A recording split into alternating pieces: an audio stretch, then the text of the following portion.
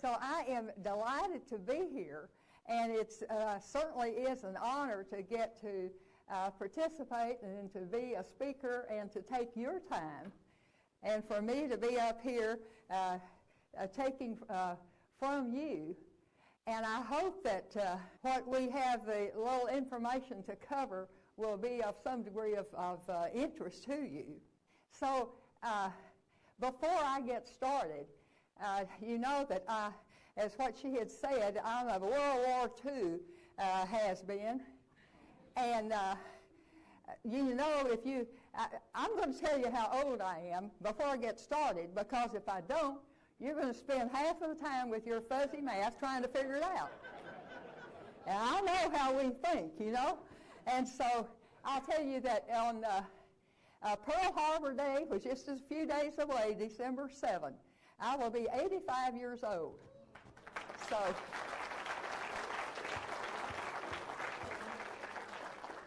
you might live that long yourself, who knows. So be careful. you might be there too. But while I'm thinking, I have no agenda, you might say, exactly how to go. I kind of fill it in as I go, as far as that goes, and usually have an information overload, so it's a matter of my picking out which way to go when I want to go. But the first thing that usually people will ask about, what was my first impression about wanting to fly an airplane, which back in the World War II time was a little more than unusual for girls to be doing any flying at all on their own. Now, the first time that I flew in an airplane, I was 8 years old. All right, at my age, at 8 years old, that was like in 1928. And I had never seen an airplane before then, but I lived in a small oil town in Texas, in Reagan County area, close to San Angelo. And the airplane came around. I'm sure it must have been a World War I pilot with his biplane airplane, open cockpit, of course. And he comes around the little town, and he buzzes around and burps on his throttle, you know, burp, burp, burp. So and everybody thought, wow, what's that? Whoever heard something in the air in those days? There was nothing in the air around. You never saw an airplane, never heard one. And at 8 years old, keep in mind, we didn't have television. I didn't have any National Geographic magazines or anything to show me anything really about an airplane. And I never thought about an airplane. And as my girls say, back in the olden days, Mother, it's true. Didn't know anything about airplanes. So the planes would fly around and wiggle his wings when he got through and take off in a direction. Now, that was supposed to tell the observer that he's going to land out there somewhere if he finds a little pea patch where he thinks he can land. And you're supposed to come out and buy a ticket and help him pay for his gas. So my father came after me. My father was a jeweler, had several jewelry stores in towns around us in Reagan County in Big Lake. And he came after me and said, let's go find the airplane. Oh, yes, of course. So we go, sure enough, we find the airplane. And my father buys me a ticket, and I crawl in, the little 8-year-old crawling up in this airplane, get in the cockpit, and we take off. And I remember taking off and looking up. I had never seen anything and knew what it was supposed to look like up from the ground. And I saw all the horizon around here. Ooh, the world just looked so big from up here. I was so impressed. And little kid hanging her head over the window, hair blowing and everything. And next thing, it occurred to me, what am I doing up here in this element? God made this for birds. He didn't make it for me. What am I doing up here? And as I looked around, what kind of a contraption am I in anyway? I didn't know what an airplane was. But you can see how revealing all of this was to me and how excited I was about it. Now, the thing about it, children today, they see everything way down here and nothing is anything. that would be exhilarating. I don't think any of them would ever get the thrill that I got, never having seen anything like that or even know what it was about. And so my father, not being a pilot himself, he'd buy himself a ticket and came down, and he thought it was great too, and we'd go leave the area hand in hand, giggling and just thinking, oh, wasn't that the greatest thing? So I had two brothers, 2 years older, 2 years younger, and my father would go get the boys. But through the years, this happened a few times before I got out of high school, and my father always came after me by myself, and that was all such special times for me, and made a real excitement out of airplanes and getting to go in airplanes. Now, as old as I am, keep in mind, I doubt that there are many of you in here as old, and certainly not much older than I. What new things that I have seen, and you have seen as long as you have lived, all of the technology and everything as it has gone up. And it's really appalling to me, the things that God has revealed to us in today's time, say from 1900 on up to where we are right now. God has revealed all kinds of things to mankind that he never revealed in thousands of years back here. We are a privileged group to have seen the technology and everything that has been revealed to us. One of the major things now was the airplane with the Wright brothers. And a whole new concept. And look where we've come from there. Look at the technology. Here we have television. Who ever heard of anything like a television? And there's some scriptures in the Bible that you, without knowing about television, you can't figure it out. But now that we've got television, oh, I know what that means. We have television for that. Now we've got satellites. And I'm sure that God has given us a lot of this to get his message out to the world. And then we have, from the satellites and everything, we have a lot of other, we can't go into all the many things that we do have. Now, children today, seeing television and this aspect and that, you know, like no big deal, we expect it. And so they hear say, well, you know, a cell phone now can take pictures. Well, no big deal to them. But look, that is a big deal. And look at other things that we've had. Look at all, we've had Kleenex and wax paper and the foil and everything else. All these little things that we have had that we wouldn't have had before with the technology that we have. Now, from the time that I flew the airplane that many years ago, not even having any idea that there was anything like that existing, I have come through the flying years and all the other years that I have lived, and guess what the end that had? I got to get in a real space shuttle a few weeks ago when the Discovery went up. I got to sit in the pilot's seat of the Atlanta Space Shuttle, the for real space shuttle. Now think how far that was from way back from here and getting into the space. Look how far we have come, that God has revealed and let man know and have all of this kind of thing. So we now are going to think about going back now to the time frame by World War II. Get back to this. So I have been asked, how'd you ever start to fly in an airplane? Why did you want to do that? Well, knowing what I did about flying, in my second year of Baylor University, my father called me and said, guess what? I have bought our family a silver Luscombe airplane. I said, yay! An airplane at all, you know, and certainly one of the shiny silver ones in that day. That was a real shiny little egg to have.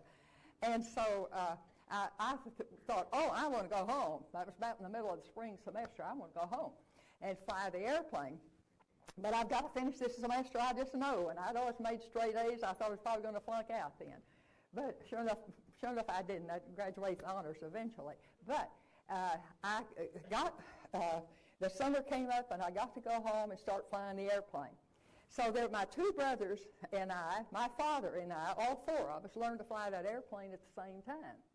Now, we had a little schedule, you know, like in the ball, who's on first and who's on second, who gets it now and everything. And so I thought, well, the oil in the engine, I know, never did get cold because we had that thing up all the time. And so one day, the local newspaper came out, and here was my father's picture on it. And my brothers and I, looking at the paper, they had interviewed my father. And they had asked him, whatever possessed you, Mr. Miller, to buy an airplane, which was unusual. This was 1939 and 40 era there. Unusual for a family to have an airplane. And I said, why did you buy it? And my brothers and I thought, I wonder why he did buy. We never thought why he bought it. We didn't care. We had it. Who cares why he bought it, you know? So it never crossed our mind why. And guess what his answer was, as we were reading like crazy? His answer was, I think America is going to get in the war. Now, he had been watching Hitler. This is 1940. And he says, I think America is going to get in the war, and I want my children to be able to contribute to the war effort. And we said, thanks a lot, Dad. He's going to get his three military-age kids prepared to be able to contribute. And we thought, wow, who ever thought of a war? Now, I'd had 2 years of college. Nobody told me a war was going to come up. After all, I'd learned in high school that there was a World War I, and we were the winners, by golly. And we weren't going to mess around with that war a bit anymore. And so I had the idea, you know, we were through. So I go to college. Nobody told me in college that we were getting ready for a war. So this was big news to us. So we continued going on flying. And so we all get our private pilot license. We get our commercial license. And then I go on and get licenses in all the ground school subjects of teaching in the ground school of flying. Then I work on my instructor rating in the air. So I get my instructor rating in the air. So then I started teaching some classes. Now, in case that you didn't even know that our taxpayer was paying for different aviation classes in those days, we were, as taxpayers, paying for it. Now, we, as a nation, were not really ready for the war, and we knew that. But ahead of time, as far back as 1940 and 41, someone in D.C. was thinking, and knowing, particularly the Ferrying Division was behind this idea, that they wanted, it takes too long to train a pilot. America didn't have enough pilots. So they gave this class idea to the general public of civilian men. And they told all civilian men in the area with a wide range, probably 19 years, maybe to even 35, a long range here. Any man, no matter what profession he was in, that he could get free ground school classes. Just come out to the airport and you'll get ground school classes. And if you are one of 10 men in a class of 50 students, and you are in the top 10 of the paper grades that you make in the classroom, you will get a private pilot license paid for by the taxpayer. So the civilian man could get a private pilot license and not have to pay anything for it if he got one of the scholarships. And so as I look back on it, in the meantime, now, we had moved to Odessa, Texas. So this flying takes place in Odessa, Texas, where my father moved, and he had jewelry stores in several towns around Odessa.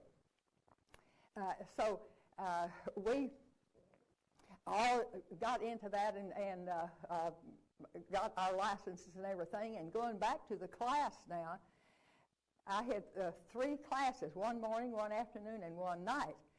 And as I look back, I don't know where all these men came from, but there were gobs of them there. But guess what I got out of one of those classes? A husband. I tell you what, he had already had 6 years of college, a couple of engineering degrees before I ever met him, working for Phillips Petroleum. And so I taught him how to fly, but it took me 3 years to land him. The war came along, and he did his thing, and I did mine, and we got together 3 years later. And so not only 3 years later we got together, but guess how long we've been together?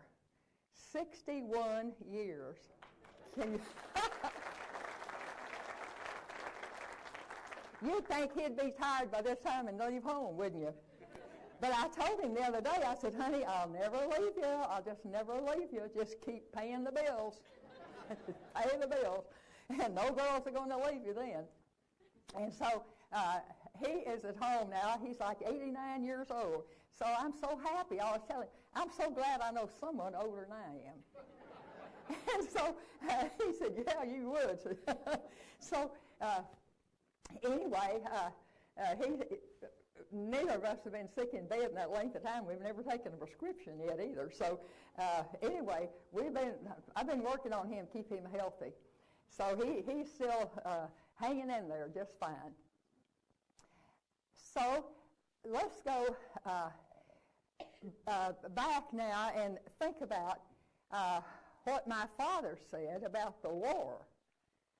And we said, Daddy, there just can't be a war. Don't tell us that. Anytime he predicted anything, he was always right. And we said, oh, no, don't be right here at this time. He said, no, I think so. But do you know, he never did get to know that the Japanese jumped on us on Pearl Harbor, because he and my older brother were killed in our family airplane in the mountains in New Mexico. And I was there at the scene of the crash with my father when he died a few hours later, and my brother killed instantly. Now, for the war effort, the government had already started drafting people. And my older brother, who was killed, although he was a pilot, he was drafted and in the medical corps. Now, that suited his personality just fine. He was home on leave, killed in his uniform. So my father did get one into the military. So this left my younger brother and me. And we, as a family, had said 4 kids, had a sister too young to fly. So the parents and the 4 kids, we sat around the dinner table many times saying, what are we going to think about if one of us gets killed? Because it wasn't that safe in those days, really.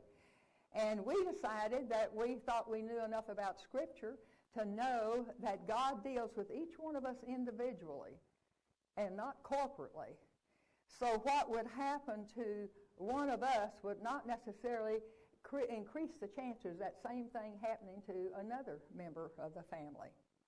And so when this happened, my brother and I got together and we said, do we really believe that or don't we? Put up or shut up. So we were both in the air in about a week's time, scared out of our wits, of course. But he went on to volunteer for the military, and he taught cadet pilots how to fly for the military. And then I came along and did my thing for the military. And guess what? My mother, mind you, my father had never tagged her for anything, but when I was stationed at Love Field in Dallas, I went there as a commanding officer of the girls that were in the Ferrying division, transferred there first. Mother came to Dallas, went to Love Field, and learned how to teach instrument training in the simulator, the link trainer, on the ground. And when I had instrument training in the air, she was my teacher on the ground. And, of course, there weren't many girls there, so she had more men. All the men were her students more than the girl. But I'm telling you, she and I fought like cats and dogs. She had been in my classes before, but she stayed up nights dreaming up hard problems for me to solve. She was determined to crash and burn me, and I was determined she wasn't going to do it. And so we fought like everything. But sure enough, I no doubt got better link training than anybody got because she worked so hard trying to mess me up. So my father then did get his 3 kids into the military and his wife into the military.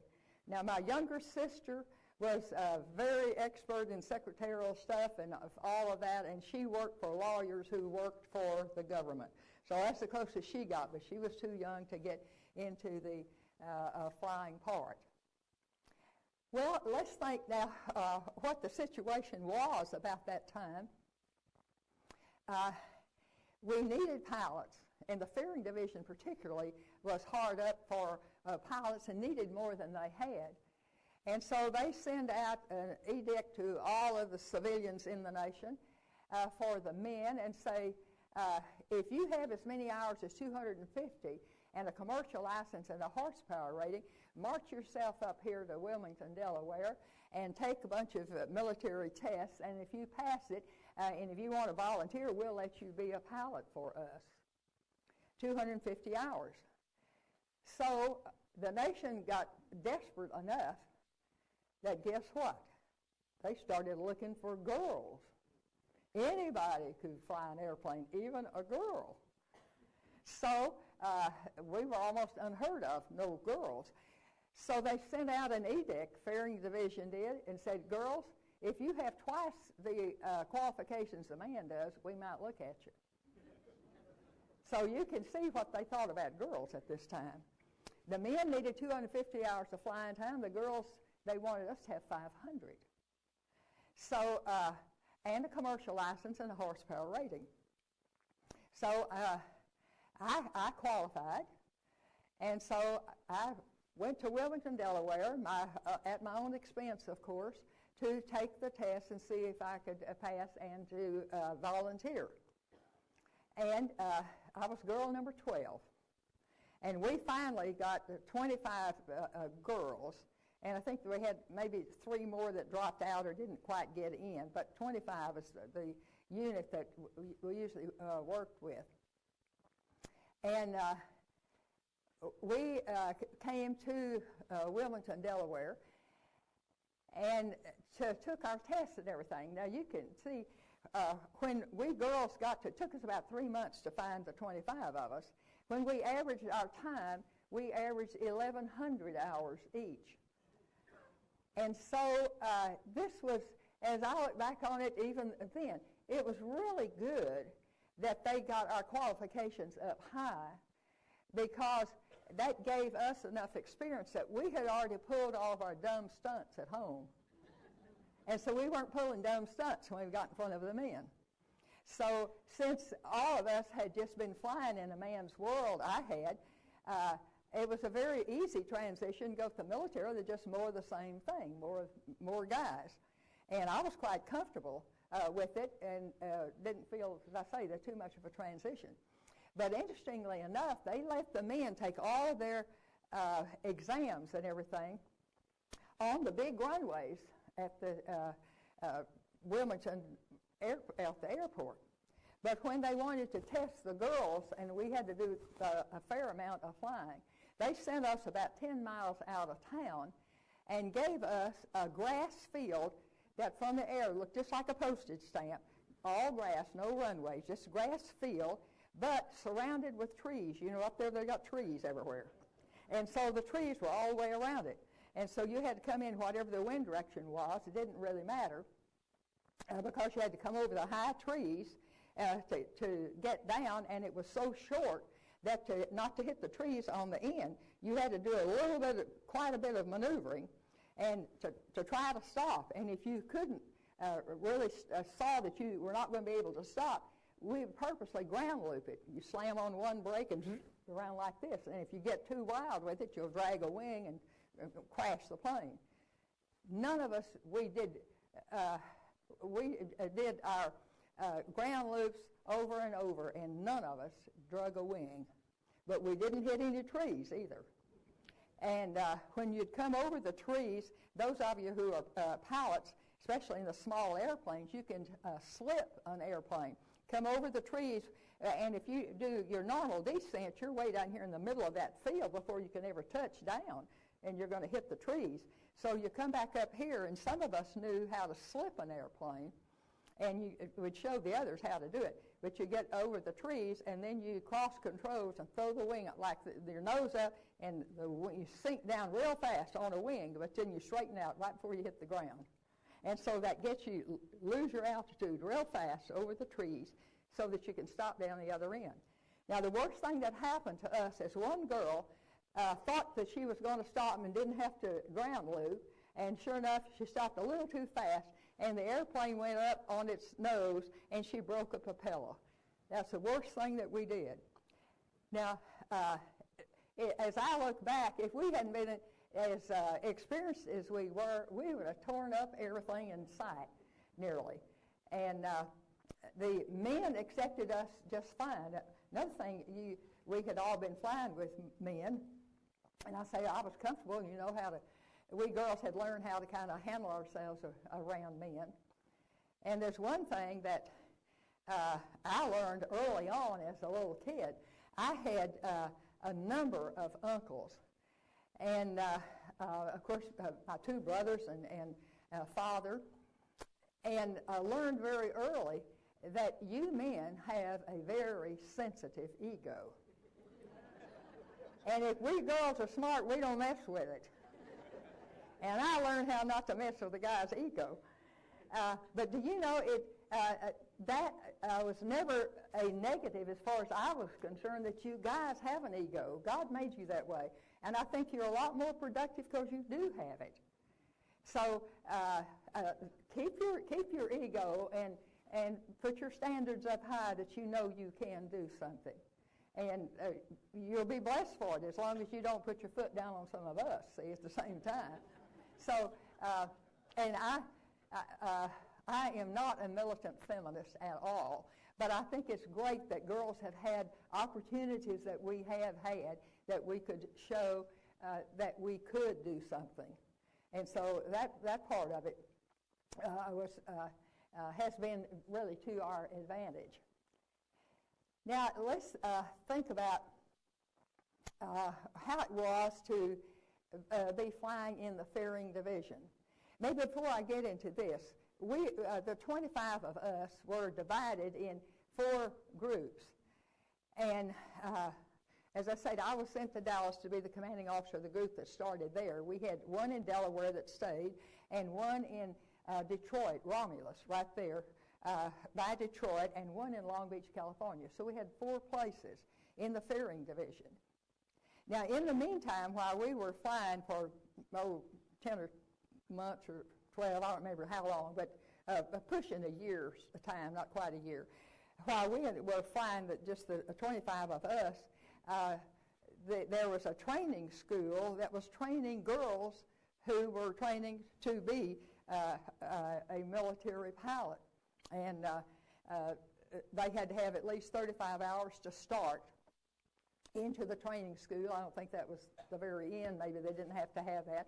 But anyway, the training school, when the men graduated, they had 210 hours when they graduated, and when the girls graduated, they had 210 hours.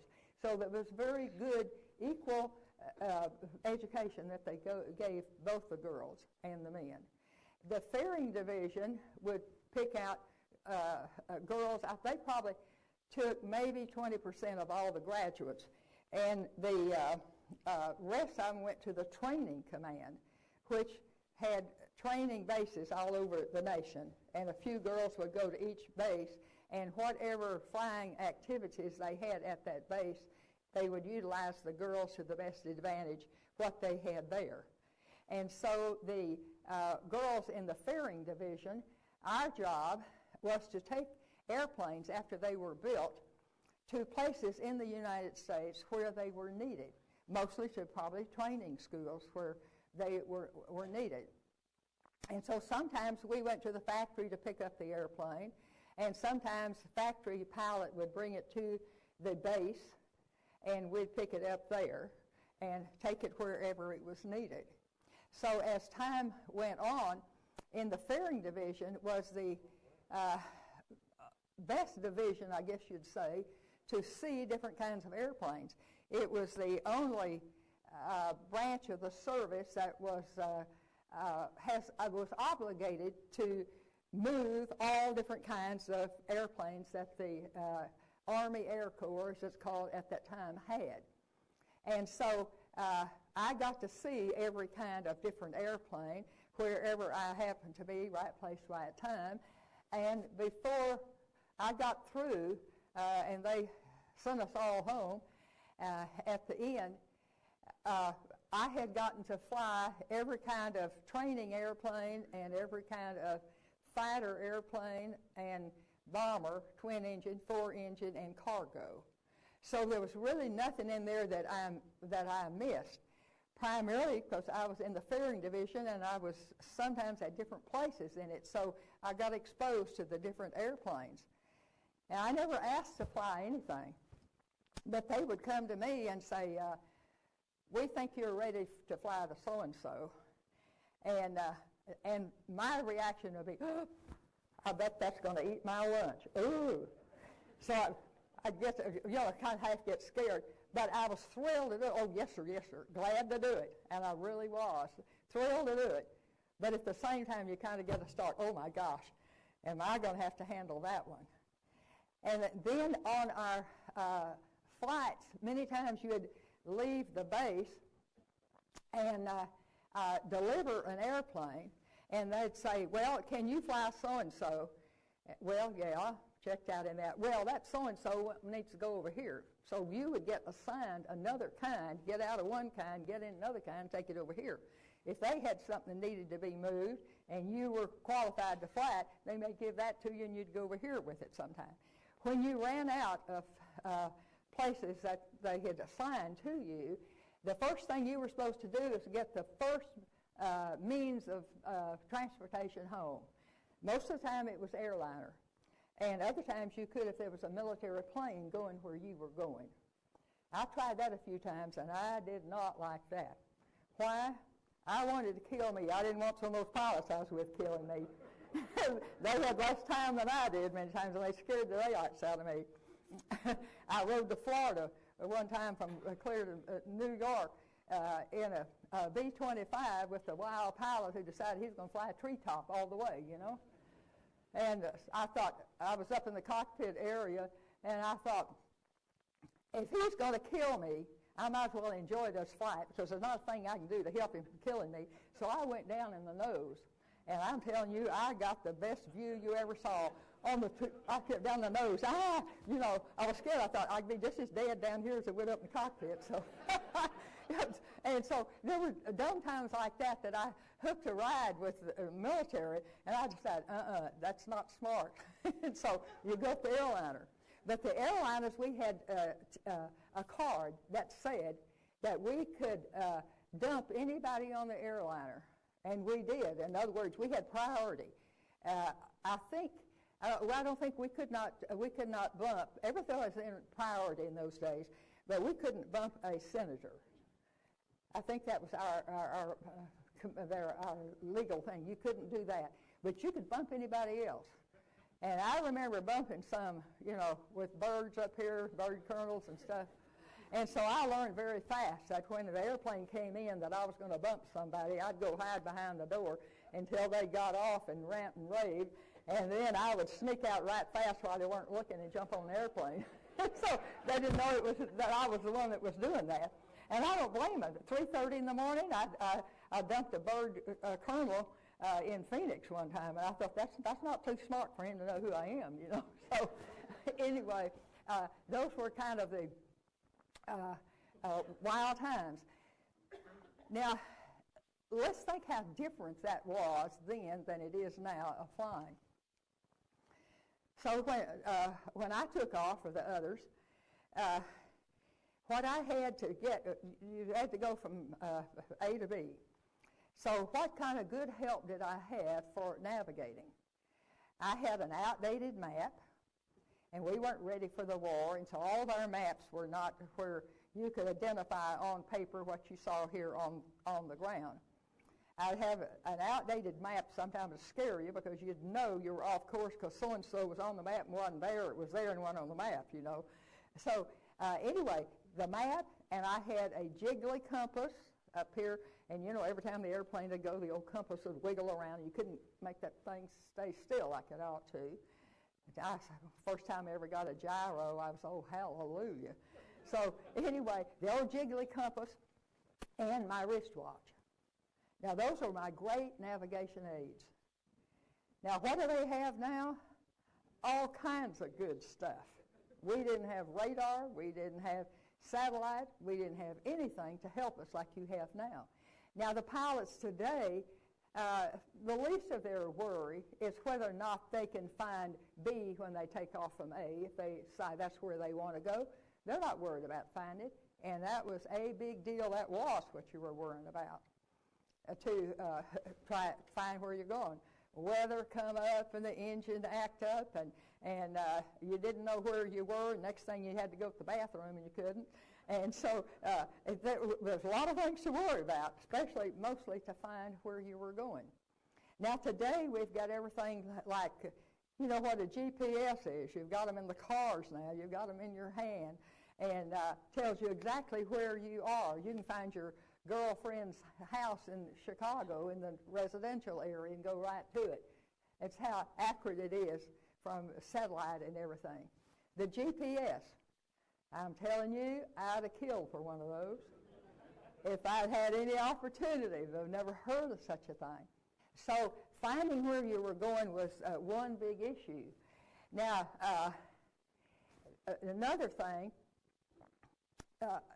there's a lot of aspects of this. One thing to think about in doing the navigating was sometimes I didn't even have a radio. Well, what difference does that make? Well, it makes a little difference when you get to a traffic area around where you want to land. But other than that, when you're out on the road, it didn't really do you any good. Why? Because the ground didn't know where you were, and the more than you knew where you were. Nobody could help you. And so what you didn't have, and another thing, we didn't have oxygen. These airplanes were not pressurized, and rarely did you ever have anything like an oxygen mask or something to use, because when you did not have oxygen, you'd have to stand at 10,000 feet and below. Well, that meant that you couldn't get up and go over weather or see a little crack or hole here and everything. You couldn't do that. Sometimes you decided you were in such a bad shape, we didn't have good weather reports either, that you'd get in bad shape and you'd already gone past your point of no return and couldn't go back, and it was just as bad weather behind you as it was in front of you anyway, and you see a hole or crack, and finally you think, well, I believe I can go up through here. And so you'd take up and go up, like I did one time, stayed up longer. I knew better, but you get in a bind, you can't do any differently. Up there, with no oxygen, pretty soon you go to sleep. And so I woke up, and I was down like this. I thought, man, I woke up in a hurry, see, as soon as I got enough oxygen to see where I was. So the things that would be so important to us at that time frame is not of concern to anybody now, particularly. They can find where they're going and have the security and not have to even think about it. They can just say, this is where I want to go, and you've got all the equipment and everything to tell you, and you know exactly where you're going to go. And you worry about other things, the engines and all of that kind of thing. So flying was just a little bit different in those days. Now, one time I was going along and heard a guy call in to the radio, and he says, I don't know where I am. I just don't know where I am. And the ground station, oh, we wish we could help you. And I'm hearing this, of course, and so I look around everywhere, and I'm the only bug in the sky, and I don't see him anywhere. And so time goes on, and he calls in again. And he says, I'm running out of gas. I'm just running out of gas, and I still don't know where I am. Oh, we do wish we could help you. And I keep looking and looking. I never did see the guy. No telling what direction he was going. But I thought, well, I'll hear from him again. Just wait. Why do you think I was so certain I'd hear from him again? Who always wins the little tete-a-tete? Mr. Gravity always wins. So I knew he'd be coming down. He said he was out of gas almost, so I thought, I'll hear from him again. So I was very anxiously waiting, and sure enough, he calls in, and he says, I'm going down, I'm just going down. So I never did know what happened to that guy. I didn't know if he was going the opposite direction I was going or what, and I never heard from him. I never saw, because you don't know. He'd been way over here, and they might have said that we didn't have this good communication now. We didn't have television and all that kind of thing to give you the latest of the afternoon for the day. You see, there wasn't any such thing as that. So there was no way that I could really keep up with him or anybody to know where he was. So you can see the kind of uncertainty, you might say, that we had at that time. Now, we did not, as you can see, how we were trying to go, and you're watching everything.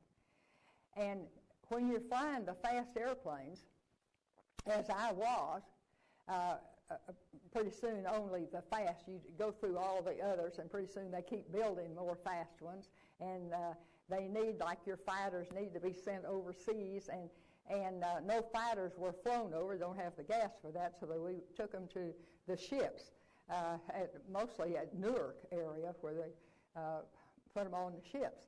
Now, we girls did not fly overseas.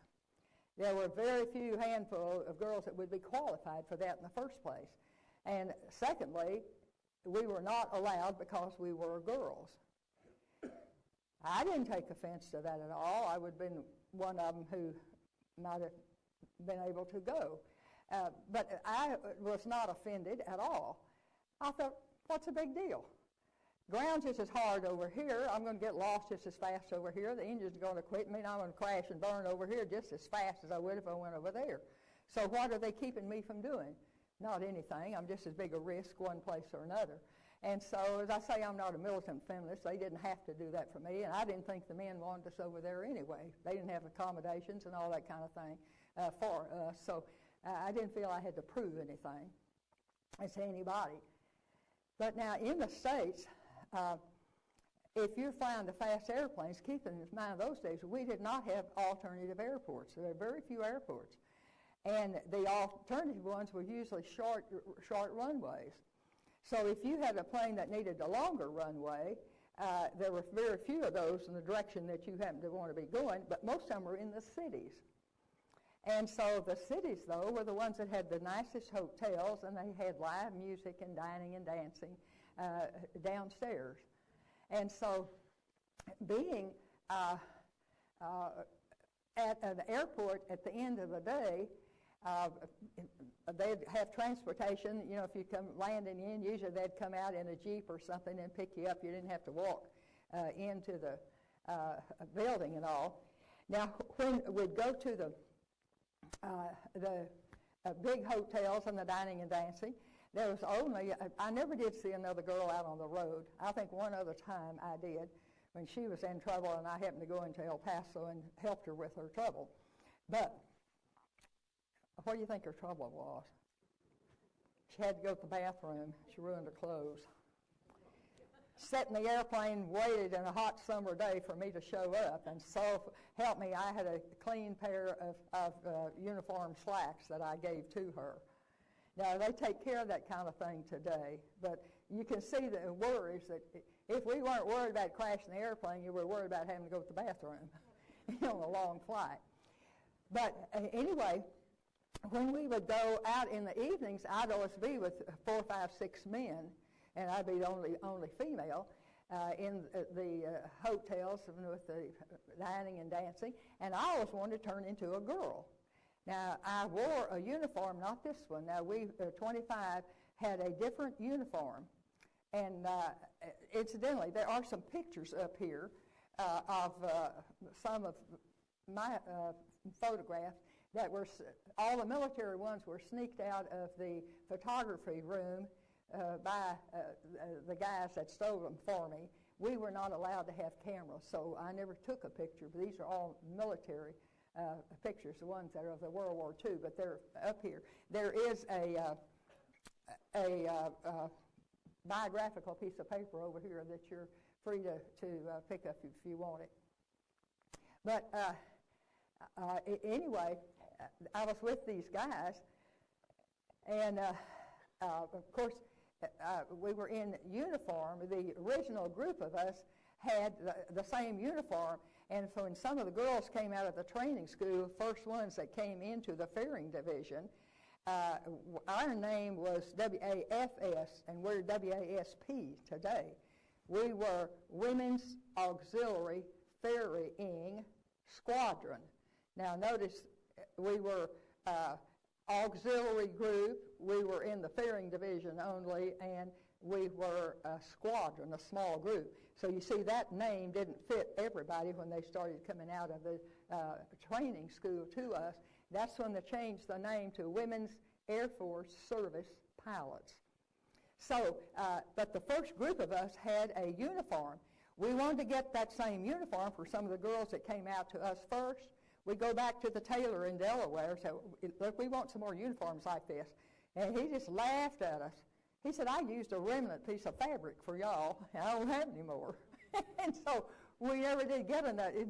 No one but the original ones ever got a uniform like some of those that you'll see in here. And then what we have on now is representative of what all of us, when we became WASP together, is the more of the look that we had at that time.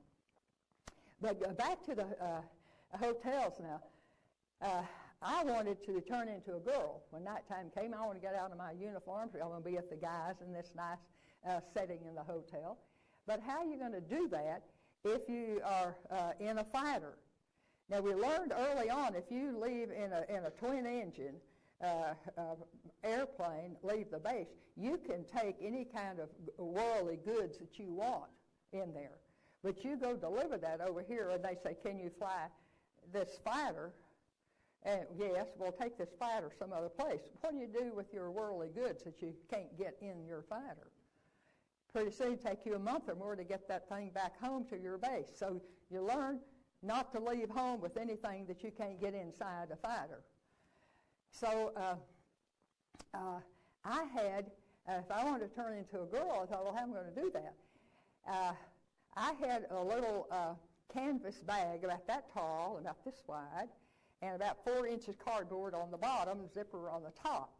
Now, I could get that and squeeze it down on the floor in a little crack in between the metal seat and the metal wall on the right-hand side. Now, over here had too much stuff you had to use. But I could scoot that down on the floor, and that's my worldly goods.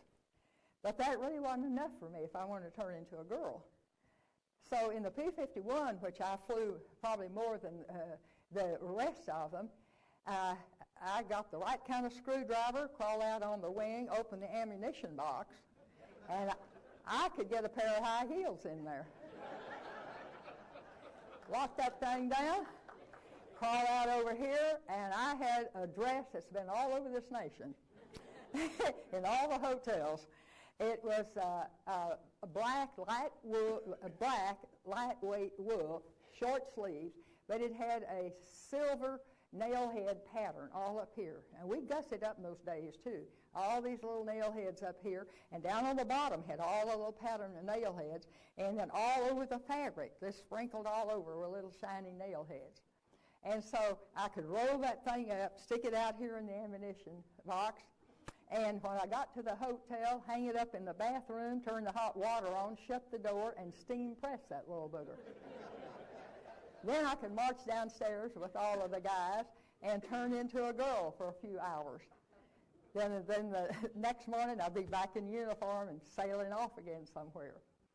Now, as we would sit around that night, ironically enough, from the very first when we were in Delaware even, I don't know how I got tagged to always be the navigator.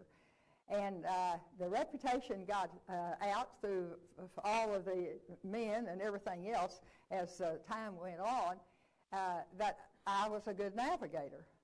Well, since that was the skill that you really wanted and got more scared not having, I said, I told the guys, the only reason that if I am a decent navigator, the only reason is that I am a big chicken. And I pay close attention. I'm too scared not to. And so the guys, as we'd sit around at night, would ask each other, well, now, which way are you going? Where are you going? They'd ask me, which way you're going? Well, I'm going this way. I am too. And I was like, yeah, I am too. I'm going that way. We're going to follow you. We're going to follow you. And I said, I don't care if you guys follow me. I said, but don't be a dodo and sit on your mat. When I get in trouble, I need your help. One guy one time who knew me really well said, oh, guys, don't believe a thing she has to say. Said, you just watch her. When she gets out her comb and her lipstick, we're getting close to base. And that's the truth. I would say they'd be following me, and I'd say, okay, guys, back off, give me a little room, give me a little room. And I'd be getting down in here and trying to find my lipstick and my comb and everything, flying it with my knees, and I'd be all over the sky, you know. They'd be backing off over here, and pretty soon I'd say, okay, guys, and they'd go following back in again, you know. We'd take off and go. So if you're the leader, you have all the blame and also all the authority also that you have. And I'll have to tell you, I don't know how my time is going. Somebody tell me if I'm supposed to quit here. Now, see, I don't have a leader. Nobody's telling me anything. I don't know what time it is. Anyway, because I've got information overload, we could go on and on here. And I forgot just exactly what part I was thinking about telling you. Let's go back. Speaking of navigating, when the guys would get out of training school, like they had 210 hours, and they get in the ferrying division, took a certain small percentage of them, and they didn't really like to get the graduates because, why? Because you had to fly all over the country, and they weren't quite ready for it.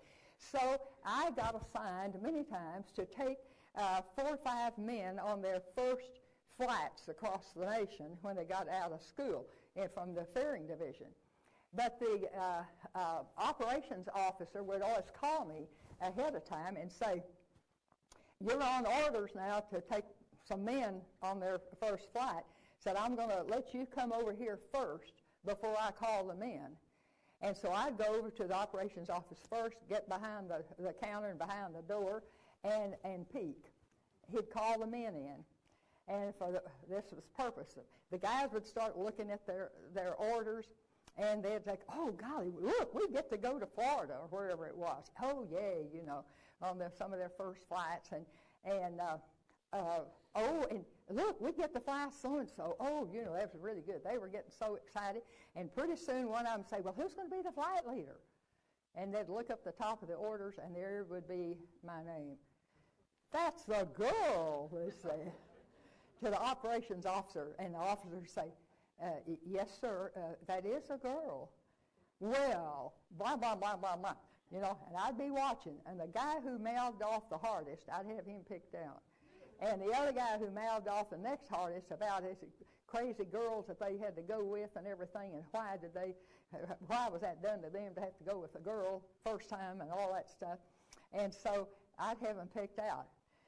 So if you're the flight leaders, I say you have the responsibility, but you also have the authority. And so I'd say, well, old Bill, the loudmouth, would you like to lead the first leg of the flight out? Oh, yeah, I surely would. And so I said, okay, you go ahead and take off. I'll bring up the rear, and I'd name Bill, you go first, and Joe next, and so, see. So we'd all go off, and I'd bring up the rear. So we'd get out on the flight, And I'm telling you, by the first hour to hour and 15 minutes, I'm telling you, it's getting off course. Supposed to go here, and here we're edging out over here. Well, after about an hour and 15 minutes or something like that, I would let him go just as far as I thought I had sense enough to recover. Now, keep in mind, I'm out here too, you know. I got to take care of me. So I can't let him go so far that I don't figure that I can chart a course back over here somewhere and find it. And so by the time that I think it's time for me to take over, by this time he knows he's lost, and he's all over the sky, and he's looking, and he's, you know, he's just around like this airplane's going like this. And I'd call him, I'd say, oh, Bill, are you getting tired? I'd be glad to take over if you like. Oh, yeah, that'd be fine, you know, that's fine. So I said, okay. And so I would pull up in front of him, and I would purposely keep his wrong heading for at least 15 minutes or so, and we're already off course, and I'd just keep going off course that much longer on his heading. And then, just as dramatically as I knew how to do it, I'd lay that thing over and run like this and go right back over here and take a whole other course. And by that time, we're, you know, a long way off. And I always hoped I had sense enough to find it myself, you know. And so we'd get to the next station, and in the office, all the guys would be walking around and looking, you know, they're waiting for me just to absolutely chew his ears off. And I would just la-di-da, you know, and not do a thing. And the guys would get nervous, and pretty soon one of them would come up to me, not old Bill, but the others would come and say, we were off course a lot, weren't we? And I'd say, oh, no big deal, guys, no big deal. We got here, didn't we? This was the destination, so let's don't sweat it. Let's don't sweat it. You know, let it go. Well, the next time we took off, I'd say, oh, Joe, the next bad mouth, how about, would you like to lead the next leg of the flight out? Well, okay. He wasn't too interested in it, but he had to do it if I nailed him. So he'd take off, and so help me, he'd get off course too. I'd pull that same stunt on him, and when we'd get to the down, and everybody was waiting, you know, for me to tell them what they did and what they didn't do, and you know, blah, blah, blah. And I wouldn't just, oh, la-di-da, and then talk about the weather or something. You know, no big deal, guys. Well, this is destination. We're all right. And do you know, by the time we finally got to where we were going to deliver, I had a bunch of friends, and they started learning more how to navigate also. So we accomplished a lot, and I never had to chew out a guy. Now, keep in mind, I would never want to put down a guy in front of his peers. I never did do that as a college teacher for 30 years. I would not intimidate anybody in front of his peers. That's not the way to get something done, I don't think. And so the guys never did mind the word to get around that I wasn't such a bad one to follow. But that was a big responsibility. Now, another thing that impressed me a great deal was the fact that I got tagged to be the radar guy, the guy that did testing on radar, we'll put it that way. Radar was not used here. We didn't know what in the world it was. And they came to me and said, we want you to be the radar test pilot. And this was south of Los Angeles, out by the Pacific, out in the boonies where you couldn't see anything. They had some trucks out there and a little hut. And so I was to do some radar testing, but what I tested went overseas, not here in America. We didn't use it here at all. But I was sworn to secrecy of what they told me, and I could not use the word radar to another pilot even, and could talk about anything. Now, they had me in a twin-engine airplane, had two engineers sitting behind me with their clipboards and their headsets to bird dog what I was doing if it matched to what I was told by the ground. Now, they had me blocked out, what you call flying under the hood. I could not see. So then the only thing I could see was the instruments. And I was told to do this and this and this and so forth. And then they have a road grader to scrape out some weeds down the way to play like that's a runway, and to come in and have this to line up on. And as I would be coming down, they'd tell me, just keep on coming down, and it's a certain speed or angle or whatever. And I thought, you idiots are going to kill me. I know the ground's down there and it's hard. I don't trust you.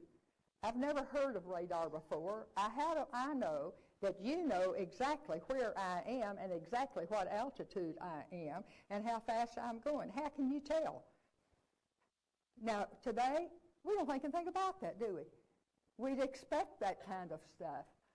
And you can do anything you want to. Look at all the airliners, for one thing. Going in, you're at high altitude, and they say, well, we're 45 miles out, and we're going to land. And what do? Radar sets it for them, and they do a certain descent at a certain level like that and come right in and hit the ground without ever getting burp, burp, burp on the throttle like we had to. Goes right straight down in here, and it works just fine. I never saw or thought of anything like that.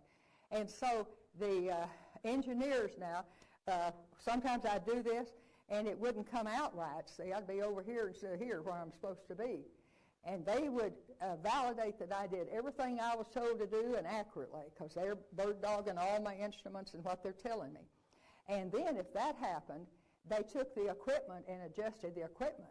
And then I flew it again, come right out where I'm supposed to. Then they sent that overseas. So one day I was out over Los Angeles, over the city, under the hood, couldn't see. They called me and said, get out from under the hood and look. At 2 o'clock, 1,000 feet above you is an airplane. I thought, wow. I looked, there it was. And that really opened a big envelope for me. I thought, how do they, I know where they are, way out in the boonies, miles away from here. I know where they are. How do they know I'm me? How do they know I'm over Los Angeles and that's who they're talking to? How do they know they're talking to me? And how do they know this airplane is up here in relationship to me? How do they know he's he and I'm me? Well, that opened up a whole realm of understanding to me that way off from nowhere they could identify me and knew that I was the guy that was next to that guy.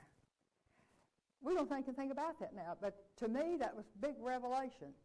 And that gave me a degree of confidence now when they keep telling me to come into the ground. I thought, well, maybe you won't kill me. Maybe you can tell that's me and where I am. And then one day, we were out, I've been flying for an hour or more out, and of course I can't see out or anything, and no two pilots would have ever sat in that airplane with me. They knew disaster when it was on, but those engineers didn't know what danger they were in. They didn't have sense enough to know it. And so, not pilots. So one day, one of the engineers said, "Oh, man, this fog really comes in a hurry, doesn't it?" And I'd been flying under the hood, and I was in the fog. Now, when the fog comes off of the Pacific, a pilot's seeing it with this big bank and coming off. We have sense enough to run tail and get out of there, you know it? I must have been flying in it an hour, just la-di-da. Those idiots, you know, that didn't mean anything to them. And they said, this fog really does come in a hurry. And I said, fog? And I opened that thing, and sure enough, all in the soup. And so that really ticked me off. And I said, to the station, I said, if this stuff, I couldn't use radar, if this stuff is anything at all, give me a heading to the Long Beach airport. They gave me a heading to the Long Beach airport, and I was familiar with the Long Beach airport. It has hills like this and hundreds of oil derricks all over the thing, hundreds of them. And sure enough, they gave me a heading to that airport that I was familiar with, and so help me, that heading led me right straight to it. I was familiar with it, made my approach and everything, and landed. And the guys at the base said, how did you do that? How did you do that? And I said, I just lucked out, guys. Biggest lie in the world. If I hadn't had a heading, I never would have found it. So you can see how great what we have today that we didn't have then. And one other little tale. It's time to go. No one is stopping me. I'm waiting for somebody to, give me the whatever sign, and I don't see it anywhere. So anyway, we had airliners in those days, flown by civilian men, of course, pilots. No girls even considered a thought of being an airline pilot at that time.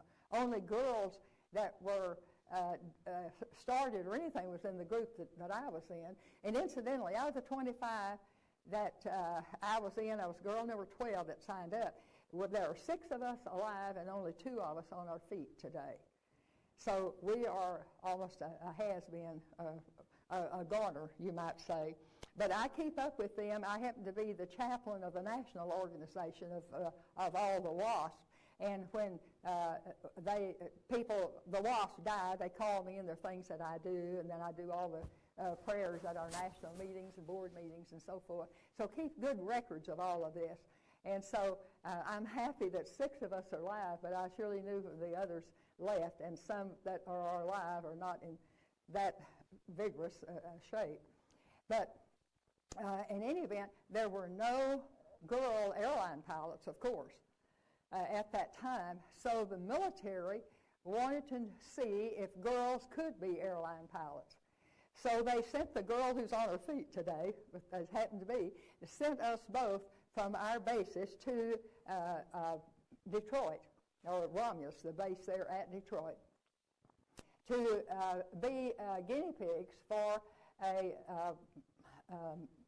airline kind of a research problem, to see if girls could be airline pilots. So we flew an airline from Detroit to Chicago full of military men and priority kind of equipment and everything, a whole bunch of stuff they'd pack up in the back of it. Now, we flew a DC-3 or C-47. Now, that's the same airplane that the civilian men were using for airline.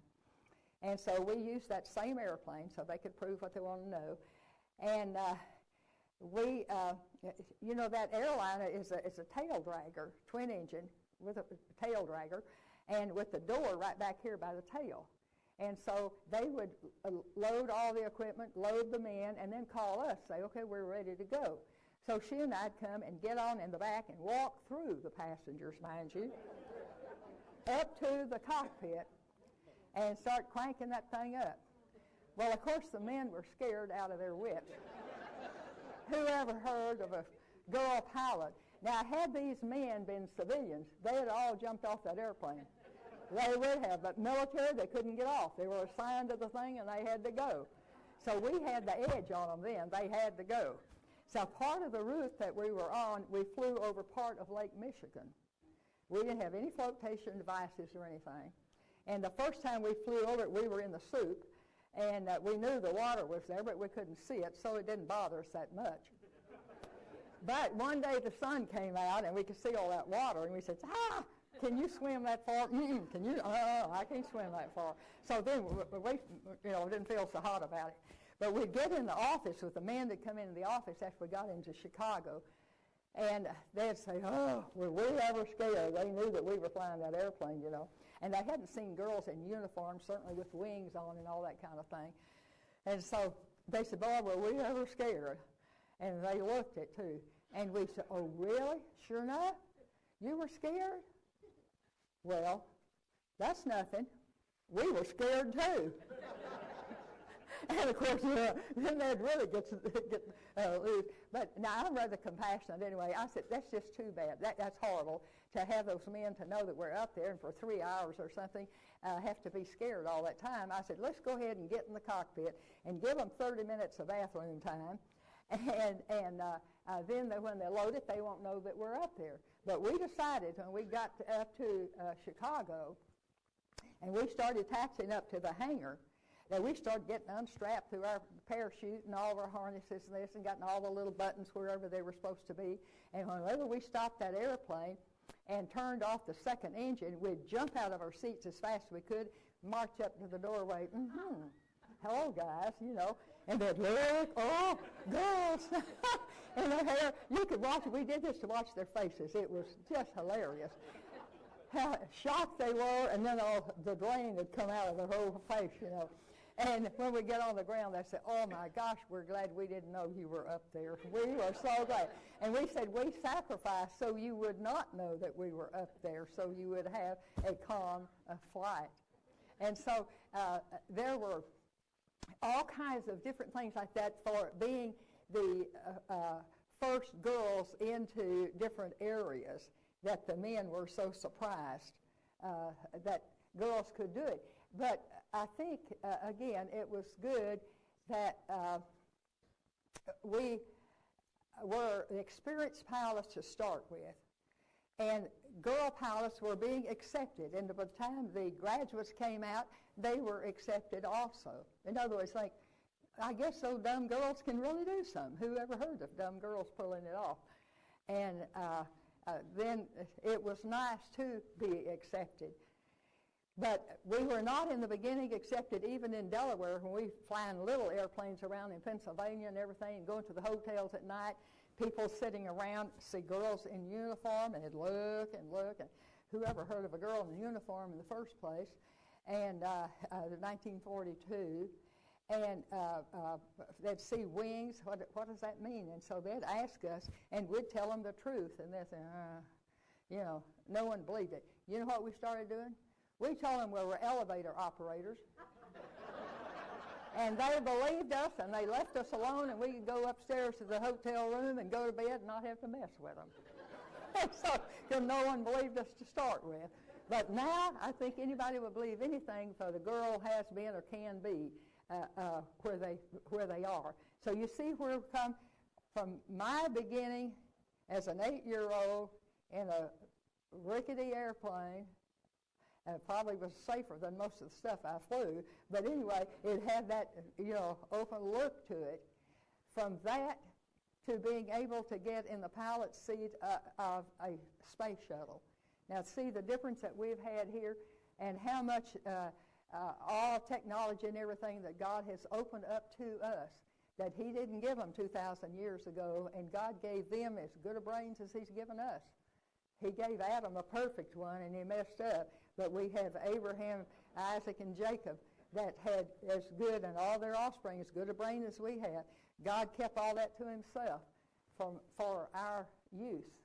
And about the time that really the airplane, that He let man learn to fly, you could see the big transition we have with satellites and going up to the moon and going to the satellite. Just look at what we've done here in my lifetime even. So I wonder what's coming in the next 85 years. Who knows? Maybe the Lord come.